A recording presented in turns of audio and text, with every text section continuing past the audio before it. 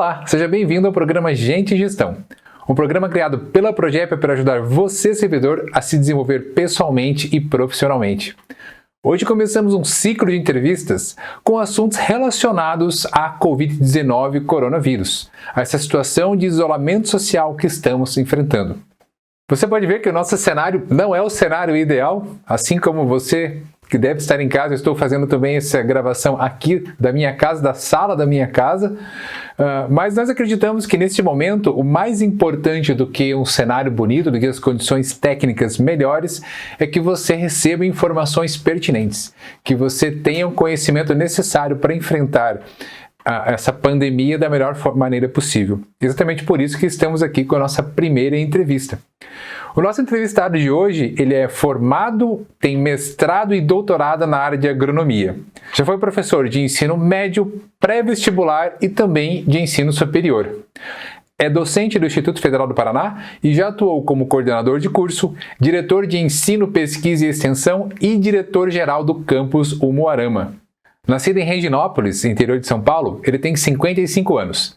Casado com a professora Marian, também docente do Instituto Federal do Paraná, ele tem 5 filhos e 4 netos. E, em agosto de 2019, após consulta pública interna, foi eleito reitor do Instituto Federal do Paraná. Com vocês, professor Odacir Antônio Zanata. Tudo bem, Emerson? Prazer imenso estar participando desse primeiro programa, elaborado pela Progep, com o comando seu aí. Fico à disposição. Muito obrigado, professor. Seja bem-vindo novamente. Professor, a gente achou muito importante nesse primeiro programa ter a sua participação e a sua fala aqui, principalmente por causa dessa situação que a gente está passando, né, com o coronavírus, Covid-19. Todos os servidores, quer dizer, todas as pessoas, de uma maneira geral, estão procurando se manter afastadas socialmente, né? Os servidores do Instituto Federal do Paraná estão também participando, né, desse afastamento social, as atividades acadêmicas estão interrompidas. Eu gostaria que o senhor falasse um pouco disso, como foram tomadas essas decisões a chegar, né, essa situação que a gente está passando no momento. Ok, a partir do momento que a doença ela chegou ao Brasil, nós tivemos uma primeira tomada de decisão mais radical em Brasília. Eu, naquela semana, estava lá em Brasília ainda, que foi ali por volta do dia 15 de março, quando a Câmara dos Vereadores já fechou todo o acesso às pessoas externas, né? Então, visitantes não puderam mais participar. Eu estava em Brasília, inclusive, tinha interesse de ir até a Câmara, não pude. Voltei para Curitiba e ali a gente já começou algumas discussões sobre quais as iniciativas que nós deveríamos tomar, quais as medidas que nós deveríamos tomar para poder evitar a disseminação rápida desse vírus, algo que as pessoas têm chamado bastante aí de achatamento da curva, né? Que a gente vai ter, com certeza, uma contaminação de um grande número de pessoas, mas que a gente precisava tomar algumas medidas para diminuir esse impacto. Então, no primeiro momento, nós tivemos uma reunião com as universidades aqui do estado do Paraná, todas as instituições de ensino se reuniram para que a gente pudesse discutir algumas tomadas de decisão. Só que nesse momento a gente já tinha tomado uma decisão bastante importante, que foi a criação de uma comissão de prevenção e controle do Covid e da doença Covid e do coronavírus. Então, nesse momento, a comissão composta por técnicos, professores, estudantes, já estava discutindo algumas ações, inclusive com a participação de um médico nosso, do CIAS, e também de uma veterinária que integra a equipe também, integra a comissão, para nos orientar na tomada de algumas decisões. Muito bem, a Universidade Federal do Paraná e a UTFPR foram as primeiras a anunciar uma iniciativa de paralisação por aproximadamente 15 dias, e nós, ouvindo a orientação dessa Comissão de Prevenção e Controle da Covid e do coronavírus, tomamos a decisão, então, no dia 17, de paralisarmos as nossas atividades pedagógicas até o dia 30, e ainda naquele primeiro momento nós iríamos continuar com algumas atividades administrativas presenciais, mas já estudando a possibilidade de algumas atividades administrativas de forma remota. Também criamos uma comissão, grupo de trabalho, esse grupo de trabalho para fazer alguns estudos dentro da instituição, para ver a possibilidade de nós desenvolvermos atividades pedagógicas remotas, para que a gente pudesse, então, cumprir aí com a exigência legal, que são os 200 dias letivos e as 800 horas.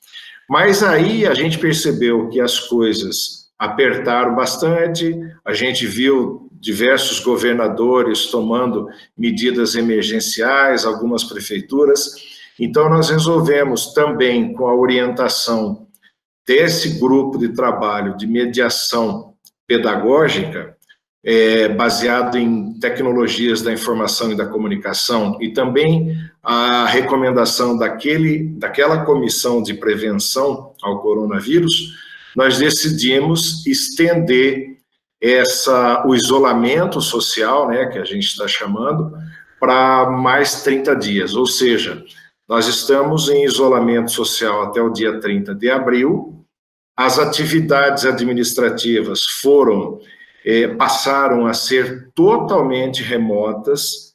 Vale dizer que a instituição não está parada, a instituição, muito pelo contrário, está trabalhando a todo vapor, mas nós optamos, em relação à questão pedagógica, não atribuir atividades pedagógicas para os nossos estudantes, usando meios de comunicação baseado na tecnologia de informação e comunicação, como forma de cumprir os 200 dias letivos e nem as 800 horas.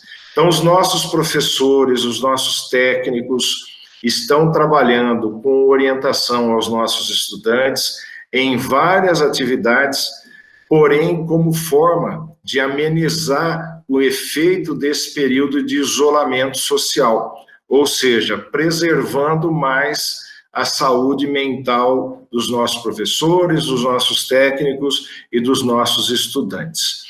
Então, foram medidas extremamente importantes que nós tomamos com base em orientação da Organização Mundial da Saúde, com base na organização do Ministério da Saúde, com base em estudos elaborados pela nossa Comissão de Prevenção e Controle ao Coronavírus e à Covid-19, e também com apoio desse grupo de trabalho relacionado a atividades pedagógicas. Então, até o momento, é essa situação que nós temos dentro da instituição, Emerson.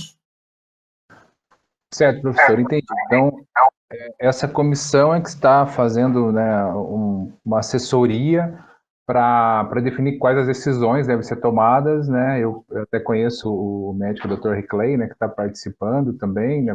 Perfeito. Então, todas as decisões, na verdade, estão sendo tomadas ouvindo a comissão e todos os setores, né? Como você falou, tem técnicos, docentes, alunos, né, todas essas pessoas. Como que o senhor imagina que fica agora? Eu imagino que é óbvio, né, a instituição fez todo um planejamento, né, para o ano, talvez até para os próximos anos, e esse planejamento agora, ele, né, deve ser revisto, totalmente revisto, né? Já existe alguma conversa entre, né, o senhor e os reitores para como que vai ser esse planejamento, como que se espera, né, que aconteça a continuação do ano, né, tanto, obviamente, para os alunos como para os servidores também do IFPR? Sim, Emerson. Nesse momento agora, o que mais importa para a nossa instituição são as pessoas. Tá? Nós temos focado todas as nossas atenções em preservar a saúde e a vida dos nossos servidores, dos nossos trabalhadores terceirizados, dos nossos estudantes. Mas aí vem algumas situações muito específicas. Por exemplo, com essa crise provocada pelo coronavírus, muitas pessoas já estão sem emprego ou vão ficar sem emprego. Como os nossos estudantes, eles são 80% de cotas de inclusão social, é de extrema importância o auxílio que eles recebem, principalmente o PASSE, que é um programa de apoio para os nossos estudantes relacionados a pagamento de aluguel, de alimentação, de transporte. Só que o PASSE é um programa que ele está amarrado com a frequência do estudante na instituição. Então, se o estudante tem a frequência necessária, ele recebe, senão ele deixa de receber. Para nós, é de extrema importância que os estudantes continuem recebendo o auxílio, porque para muitos deles, esse auxílio vai se tornar uma forma de sobrevivência. Os estudantes vão usar esse auxílio até para manutenção do seu núcleo familiar, que vai sofrer as consequências dessa crise.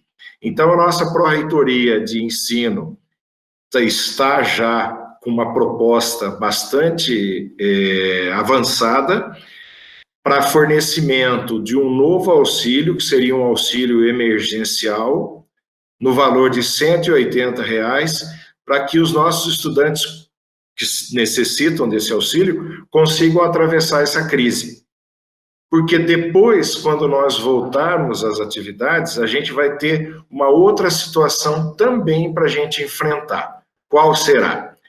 Houve uma portaria flexibilizando os 200 dias letivos. Então, com base nessa portaria, nós não precisamos mais cumprir esses 200 dias letivos, mas a gente vai ter que cumprir a carga horária. Então, muito provavelmente, quando nós retomarmos as nossas atividades pedagógicas, a gente vai se deparar com uma realidade em que o estudante vai ter que permanecer praticamente o dia todo na escola, inclusive com atividades aos sábados, para que a gente possa cumprir as 800 horas exigidas para os cursos, principalmente os cursos integrados. Então, a gente vai, e também os cursos subsequentes, superiores, todos têm uma carga horária necessária para você cumprir. E nesse momento, esses estudantes também vão precisar de auxílio. Então, parabenizar a nossa Pró-Reitoria de Ensino, que encontrou na pessoa do Amarildo, muito atento, muito sensível, uma forma de trazer um benefício para esses estudantes, para que esses estudantes possam permanecer na instituição.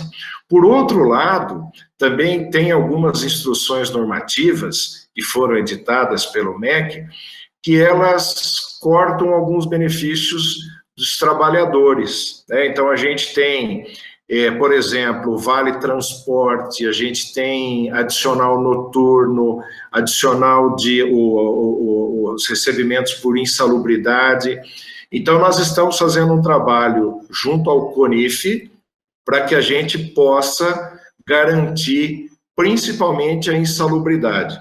Quando você fala em Vale Transporte, quando você fala em adicional noturno, se nós estamos desenvolvendo as nossas atividades de forma remota, então você deixa de ter o fato gerador, né, desse benefício. Mas a insalubridade não, porque muitos laboratórios nossos estão abertos, o Instituto está produzindo máscaras, está produzindo álcool líquido, está produzindo álcool em gel, todos os campos estão com alguma atividade, o que nos dá o direito de pleitear esse benefício, principalmente em insalubridade, para aquelas pessoas que trabalham em laboratório. Então, tem uma série de ações conjuntas para que a gente possa amenizar um pouco o impacto desse isolamento social, para que a gente possa trazer algum benefício também para a sociedade. Tem vários segmentos da sociedade extremamente carentes que precisam de ajuda, e a gente está bastante atento em relação a isso, viu, Emerson? Acho que dessa visão as pessoas nesse momento, né, como o senhor falou, ninguém parou, eu nesse momento também estou aqui trabalhando de casa. Exatamente.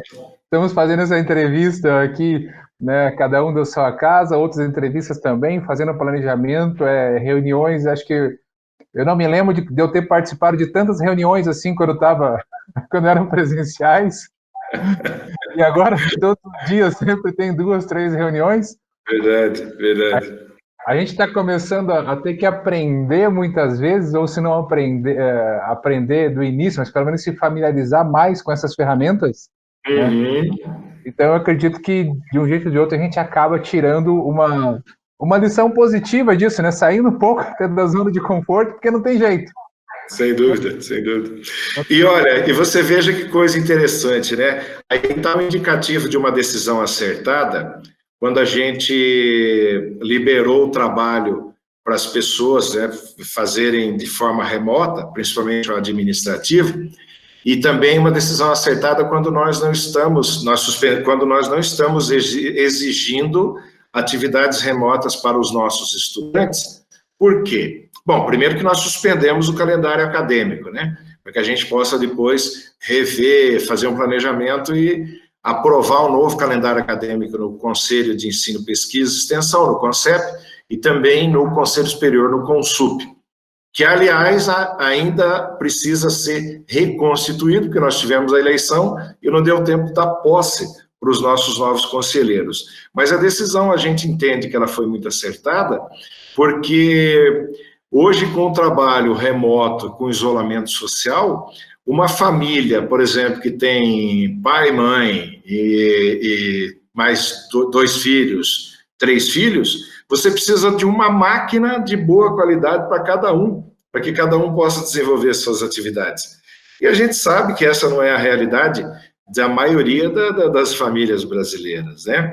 Você tem equipamento e outro, você tem que ter um bom provedor de internet, você tem que ter uma internet de velocidade rápida, e então fica muito complicado. Por isso que eu achei muito também oportuna a decisão e a orientação do grupo de trabalho de mediação com novas tecnologias, em dizer assim, olha, nós podemos até propor atividades remotas, nós até devemos propor atividades remotas, mas não cobrar isso como forma de conteúdo dado, mas sim como uma forma de preservar a saúde mental dos nossos estudantes, dos nossos professores, até dos familiares, para que a gente possa amenizar um pouco o efeito desse isolamento, porque ele é terrível.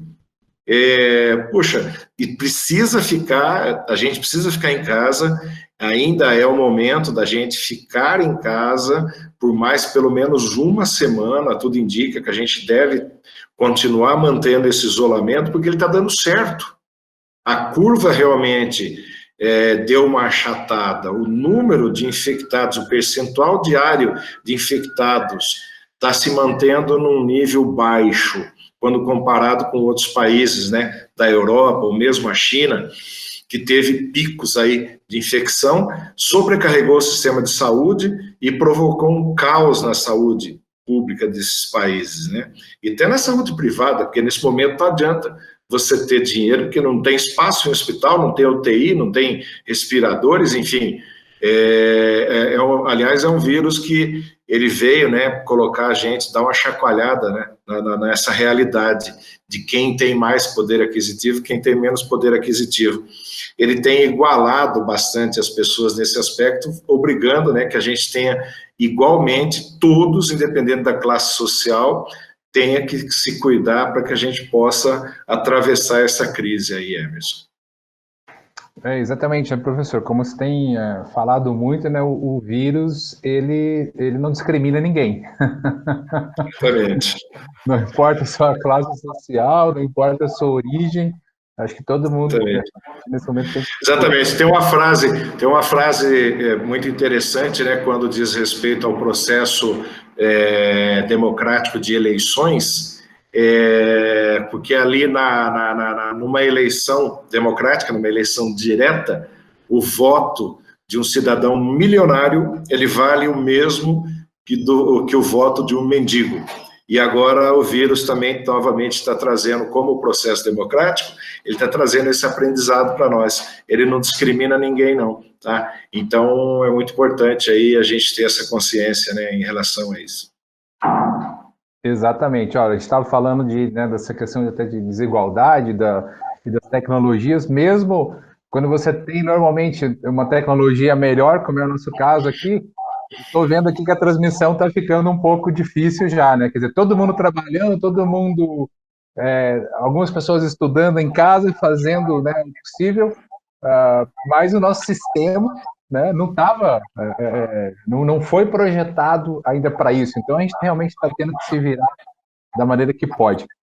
Professor, para não tomar muito mais do seu tempo, porque eu sei que você tem outras reuniões, eu gostaria que você deixasse uma mensagem final que era para os nossos servidores, tanto uma mensagem do reitor do Instituto Federal do Paraná e principalmente uma mensagem da pessoa, né, o Dacir, para os servidores, o que esperar agora, né, desse momento que ainda nos resta, né, de afastamento social e do nosso retorno. Ok, Emerson. Mensagem como reitor. Tá? Nós estamos trabalhando diuturnamente para poder atravessar essa crise com menos impactos negativos possíveis. A gente tem se reunido com diretores gerais, com pró-reitores, diretores sistêmicos, com os outros reitores da rede federal e buscado alternativas para que a gente tenha o menor impacto possível. E quando a gente achar que é o momento de retomada, então nós vamos fazer um bom planejamento dessa retomada para que os nossos estudantes possam ter todos os benefícios de uma instituição pública gratuita, de qualidade socialmente referenciada, e para que a gente possa cumprir a nossa missão institucional. Então, a gente tem trabalhado bastante. Como o Dacir, né, como pessoa, não na imagem do reitor, eu tenho aprendido muito. Primeiro, eu percebi nesses dias que eu estava extremamente acelerado e atarefado e que a gente precisa preservar alguns pilares importantes para a nossa vida, para a nossa convivência diária. E a principal é a família. Então, eu estou podendo, nesse período de atividade remota, de isolamento social, até conviver um pouquinho mais com a minha família, perceber um pouquinho mais quais são os seus anseios, seus desejos, suas pretensões, né? Até conhecer um pouquinho do potencial que existe em cada um, que às vezes a gente acaba passando batido no dia a dia. E a família, acima de tudo, é ela que nos dá a base para a gente avançar. Estava aqui agora, né, enquanto gravava a entrevista, estava preocupado, tem um cachorro latindo ali no quintal, quer dizer, esse convívio também com os animais, para você poder perceber que a nossa vida, ela é uma vida maravilhosa, mas que a gente precisa saber o que realmente nos importa, né? Então, deixar essa mensagem, para que as pessoas possam aproveitar esse momento de reclusão, né, de isolamento, e olharem para dentro de si um pouquinho, né? Hoje, nessa correria do dia a dia, a gente tem dificuldade de fazer esse olhar para dentro de si. Ficar um pouco quieto, um pouco em silêncio, né?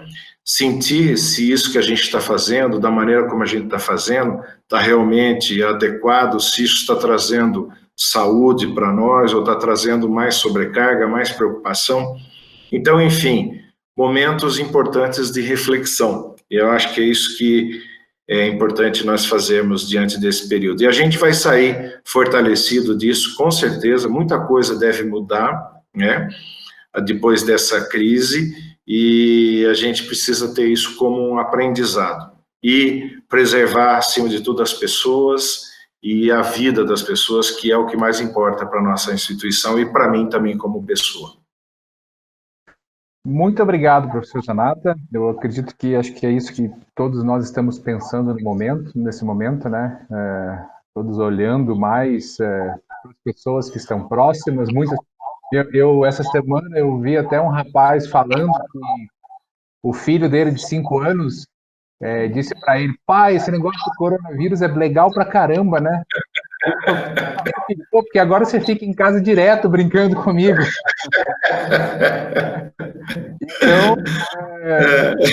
Então, são situações que começam a fazer a gente pensar um pouco, né? O que é a nossa. Bastante. E acho que Exatamente. realmente para todos nós.